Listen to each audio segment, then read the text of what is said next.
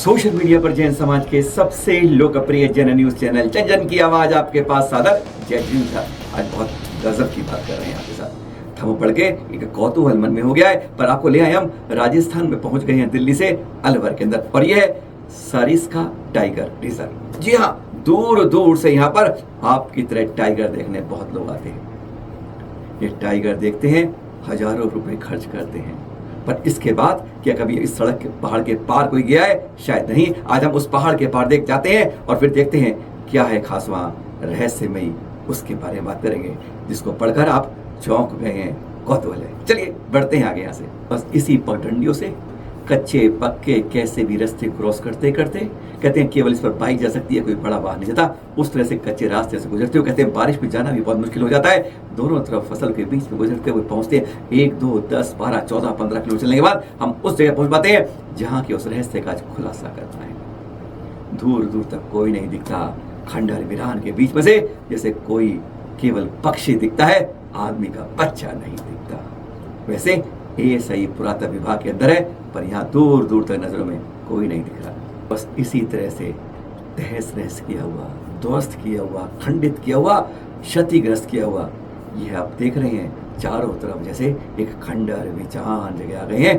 कहते हैं भूता स्थान पर शाम के समय आना जैसे कहीं डर की आवाजों में लगने लग जाता है। चारों तरफ क्षतिग्रस्त, किस तरीके से बवंडर मचाया होगा, आक्रमणकारियों ने तबाही की होगी। कहते हैं उसके बाद क्या प्रतिक्रिया मारती थी। आज भी कुछ इस तरह से द्वार खड़े खड़े इसके लगते हैं, रोमांचित करते हैं कि कितना विशाल ये रहा होगा जो इसके आसपास का नजरिया दिखता है, और किस तरीके से मूर्ति पंजों ने तबाही की होगी। इसके बारे में नेशनल म्यूजियम में एक शिलालेख है, और पुरातत्व विभाग भी यही कहता है कि इसका निर्माण कन्नौज के राजा महिपाल के समय वास्तुकार सिंहपाद के सर्वदेव ने करवाया था, और तारीख भी इसमें यहाँ पर उसके अंदर उल्लेखित की हुई है। बैसाख कृष्ण की त्रयोदशी विक्रम संवत 979, यानी 979 विक्रम संवत, आजकल है 2081, यानी ठीक 1002 साल पहले इसका निर्माण हुआ। 1102, 1100 साल हो चुके इस बात को। आप सोच सकते हैं जहां पर आज हम आपको लेकर आए हैं। यहाँ की खंडहर देखकर हम उस जगह पहुंचते हैं जहां के बारे में हम उस रहस्य के बारे में बात कर रहे हैं। बढ़ते जाते हैं उस तरफ, पीछे से जाते हैं और पहुंचते हैं उसकी तरफ। इस रास्ते से हम बढ़ रहे हैं, शायद वह रास्ता नहीं हुआ पहले, क्योंकि अब हम जाते हैं तो हम उस मुख्य मंदिर के जो हिस्सा बचा हुआ है उसके पीछे से आगे की ओर जाने की कोशिश कर रहे हैं। चारों तरफ किस तरह से खंडहर ही खंडहर क्षतिग्रस्त पड़ा है, यह देख के लगता है जैसे कहाँ पहुंच गए हैं, कोई पुराने हड़प्पा मोहनजोदड़ो की संस्कृति में पहुंच गए हैं क्या। इस तरह से यहाँ जगह जगह दीवारों के शिलालेख और जगह क्षतिग्रस्त प्रतिमाएं, कुछ वास्तुकार, कुछ इस तरह की शिल्प पड़ी है कि देख कर हैरान हो जाते हैं। और हम इस तरह से अब हम आगे की तरफ बढ़ते हैं। इसका मतलब पहले का ये द्वार जो विशाल रहा होगा वह सामने की तरफ रहा होगा, जहां से अभी समय एंड, क्योंकि उसके सामने देखेंगे तो एक बहुत बड़ा किला नजर आता है कि जैसे वहां से सुरक्षा यहाँ की करी जाती होगी। अब हम इस तरह आगे पहुंच जाते हैं बस उस रहस्य के पर्दे खोलने के लिए,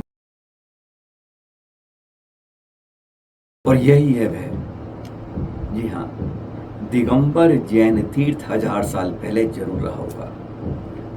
चारों तरफ की दीवारें ढा दी गई, छत गिरा दी गई, सब कुछ गिरा दिया गया, पर प्रतिमा आज भी वहीं पर ही हुई जैसे खड़ी हुई है। स्पष्ट कहती है कि यहाँ पर आके मूर्ति भंजकों ने मुगल काल के समय किस तरह तबाही की होगी, यह साफ बता रही है, पर उनकी हिम्मत यहाँ नहीं हुई होगी। चारों तरफ कैसे उन्होंने खंडहर बना दिया, इस विशाल मंदिर को कैसे उन्होंने क्षतिग्रस्त कर दिया। मंदिर के अंदर जाके हमसे ये 9 गजा कैसे हुई, यानी 27 फुट की प्रतिमा लगती नहीं है, नापा है तो पूरा तो 17.5 फुट की है। यानी इस बारे में कोई सब 1000 साल पहले जब आंका जाता था तो गज के हिसाब से नहीं, हाथ को 1 गज कहते थे, यानी 2 फुट का 1 गज हो जाता था। और इस हिसाब से लगभग ये 17.5 फुट की प्रतिमा 9 गजा के हिसाब से विख्यात है। इसके बारे में कहीं और कुछ उल्लेख नहीं मिलता है। थोड़ा नजदीक जाते हैं, फिर देखते हैं कि इसका रहस्य क्या है। क्या वास्तव में यहाँ से खून निकला था? जैसे जैसे पास जाते हैं तो देखते हैं भयावता किस तरीके से इस पर वार किए गए थे। दोनों पैर नीचे के तल में कट गए थे, घुटनों पर वार दिख रहे थे, पर यहाँ पर लिंग पर इतना वार क्यों नहीं हुआ, यह अचंभित करता है।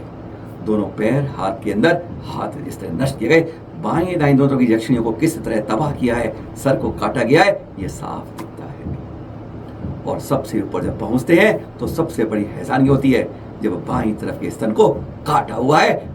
यह कहते हैं हृदय के पास का यह हिस्सा चोट यही एक सवाल उठा देती है कि इसके ऊपर क्यों वार, ऊपर छत्र विराजमान है, चेहरा पूरा है, तो क्यों इसके ऊपर वार नहीं हुआ, यहीं पर कैसे रुक गया, आखिर चेहरा क्यों टूटा नहीं, यह बस ये सवाल आता है। क्योंकि हर जगह मूर्ति भंजकों ने दवाई तो की है तो चेहरे को नष्ट किया है। हम पहले आपको कुछ और दिखा देते हैं, यहाँ से कुछ दूर ले चलते हैं आपको और बताते हैं कि किस तरीके से मूर्ति भंजक हमारी जैन को नष्ट करते हैं। हम आपको अलवर से छोड़कर सीधा अब यहाँ गए हम गोपाचल पर्वत ग्वालियर के अंदर। देख रहे हैं अब यहाँ अंदर एंट्री करते हैं गोपाचल पर्वत पर, क्योंकि यहाँ पर हजारों प्रतिमाओं को मुगल कालीन शासन में नष्ट किया गया। अब यहाँ हम अगर दूर से देखते रहेंगे, आगे जाएंगे, नजदीक देखते हैं तो आपको दिखेगा हर जगह चेहरे को उन्होंने काट करके खत्म किया है। यानी चेहरे की पहचान सबसे पहले नष्ट की जाती है। यह आपको इतिहास दिखाया है कि हमने अलवर में वह प्रतिमा क्यों नष्ट नहीं हुई और यहाँ कैसे हो गई, एक राज बन जाता है जिसके बारे में कोई बोल नहीं पाता है। अब चलते हैं यह देखने के बाद वास्तव में वहीं अलवर पर कि वहां की प्रतिमा के चेहरा और ऊपर छत्र क्यों नष्ट नहीं हुआ और स्तन के पास ही रुक कैसे गया। कहीं ना कुछ राज तो है। हाँ, देखा आपने यहां पर बाईं छाती पर कितना गहरा घाव मारा गया है, नष्ट किया गया है इसे दिल पर, और उसके बाद कहीं कुछ नहीं कर पाया, चारों तरफ मंदिर नष्ट किया है। यहां करने के बाद क्यों मंत्री आगे नहीं बढ़ पाए, उसके लोग जो मूर्ति भंजक थे, बस यही राज हो जाता है। क्या यहां से कुछ हुआ था? ऐसा हमें कई जगह इतिहास में मिलता है, बताते हैं मुनीश्वर भगवान की प्रतिमा के अंदर भी कि वहां से दूध की धार निकली थी। पुरातत्व विभाग हमें कुछ नहीं कहता है, पर यहाँ किंवदंती, यहाँ के एक दो लोग जो पुराने लोग हैं वह ये सब कहते हैं कि यहाँ से एक साथ धार निकल गई थी खून की। विश्वास नहीं होता, पर कहते हुए धार इतनी तेज थी कि उसने सबको भागकर बाहर कर दिया था और इसके बाद मूर्ति भंजक की तरफ आए ही नहीं थे। वह धार लाल रंग की थी या सफेद रंग की, इसका जवाब किसी के पास नहीं है। हमें मिले हैं निरंजन राजपूत जी, जिन्होंने बताया क्योंकि यह पाषाण नहीं है, ये तो जीवंत प्रतिमा है, जिंदा प्रतिमा है जो उस समय साफ दिख रही थी। और उसमें क्या हुआ था यह उनके मुख से सुनते हैं। अब हमारी बात क्यों निरंजन राजपूत सुनिए कि वह क्या कहते हैं कि क्या यहाँ से धार निकली थी और तो वह कैसे निकली थी। क्योंकि विश्वास नहीं मानता है, साइंस कहता है नहीं पत्थर से कुछ नहीं होता है, अरे पत्थर से पानी नहीं निकलता वो कहता है, पर हमारे तीर्थंकर में किस तरीके से अभिषेक निकलता है ये सब जानते हैं। पर हाँ, अब क्या कहते हैं, सीधा निरंजन जी के पास पहुंचते हैं। तोड़ा गया या डीफेस किया गया या डीफॉर्म किया गया, तो उस वक्त उस व्यक्ति के अंदर का मन का जो भाव रहा होगा वो कुछ ऐसा रहा होगा कि उसे लगा कि शायद मैंने जब इसको काट रहा हूं तो इसमें से खून निकल रहा है। तो ये मेरे को काफी लॉजिकल बात नजर आती है। फिर भी अगर हम देखें स्ट्रक्चर का जो लेफ्ट हैंड साइड है जो कि हार्ट का साइड है वो वाला डीफेस है, तो आई थिंक कि आपने किसी का दिल निकाल दिया या यूं कहूं आक्रमणकारी के सेंटीमेंट को देखूं तो उसने छुरा घोंपा तो उसके जो चेस्ट है उससे ब्लड निकला। हाँ। ऐसा उसका इमेजिनेशन रहा होगा। और आज भी बहुत सुंदर स्वरूप में है ये मूर्ति। नो डाउट 1000 साल पहले का हम ये अजूबा हमारे सामने है। राज गहरा है। स्तन से कुछ तो निकला था जो चेहरे तक नहीं पहुंच पाया। चारों तरफ ये नष्ट, चारों तरफ देख रहे हैं आप, आज भी पुरातत्व विभाग का यहाँ कोई आदमी नहीं मिल रहा है। इस तरह से हमारे इस 1000 वर्ष प्राचीन मंदिर को कैसे जिंदा इस प्रतिमा ने रखा हुआ है। चारों तरफ खंडर एक प्रकार से बना पड़ा है। इसकी विशालता कितनी थी, इसके ऊंचे ऊंचे जो पत्थर पड़े हैं वह बताते हैं कि कितनी ऊंची दीवारें रही होंगी और कितना विशाल रूप से यह रहा होगा। यक्ष यक्षिणी की प्रतिमाएं और प्रतिमाएं जगह जगह यहाँ पर हाथी, शेर, उनकी प्रतिमाएं उकेरी हुई आज भी दिख जाती हैं। कहीं बांसुरी बजाते हुए, कहीं ड्रम बजाते हुए, इस तरह के यहाँ पर देवी देवताओं के यक्ष आज दीवारों के उन हिस्सों पर दिखते हैं। मूर्ति कला कैसी थी यह स्पष्ट करता है आज से 1100 साल पहले कैसा यह विशाल मंदिर रहा होगा। अब हम चलते हैं रहस्यमयी प्रतिमा के पास जो जिंदा है, जीवंत कहा जाता है। अब उस जगह बढ़ते बढ़ते हम उस जगह पहुंच गए रास्ते के अंदर कि जहां पर कुछ उकेरा हुआ है। यह रहस्यमयी शिलालेख है। इस पर क्या उकरा हुआ है, एक नक्शा सा बना है जो कुछ सीढ़ियां नीचे जाती हैं, कुछ शेर के चिन्ह बनते हैं, कुछ दरवाजे से बनते हैं, कुछ निशान बनते हैं। वो स्पष्ट बताते हैं कि इस मंदिर के नीचे भी बहुत कुछ हो सकता है। अभी तक इसकी कोई जांच नहीं की गई, पर यह जो नक्शा बताया गया है, जो बताया जा रहा है कि इसको अगर पढ़ने वाला कोई मिल जाए तो यहाँ के और रहस्य खुल सकते हैं। क्या रहस्य है इसके अंदर, जो यह उकेरा हुआ साफ बता रहा है कि इसके अंदर कुछ ना कुछ रहस्य है जिसको आज तक कोई यथार्थता से पढ़ने की कोशिश नहीं कर पाया है। पर सीढ़ियों के निशान, उंगलियों के निशान, सिंगों के निशान और दरवाजों के बंद होने निशान कहीं ना कहीं कुछ ना कुछ बात गहरी कह ही देते। सवाल तो अधूरा रह गया, नहीं मिला जवाब।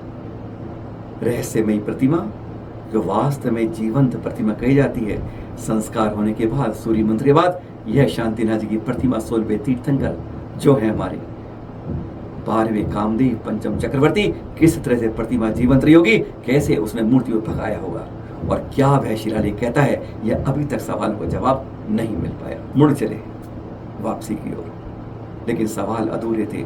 मन में अनसुलझी पहेलियां थी कि यह खंडर वीरान सा मंदिर जो कितना विशाल रहा होगा, इसको सपने में उकेर कर बनाने की कोशिश करें तो बन सकता है। और क्या रहस्य है उस रहस्य का, और कैसे वह प्रतिमा पर आक्रमण करके बाद क्या हुआ होगा, ये हम सोच सकते हैं, कल्पना कर सकते हैं, पर हकीकत में उसको मेल नहीं कर सकते हैं। एक रहस्य था जो आपके सामने था। फिर मिलेंगे किसी रोचक कहानी के साथ। सादर जय श्री।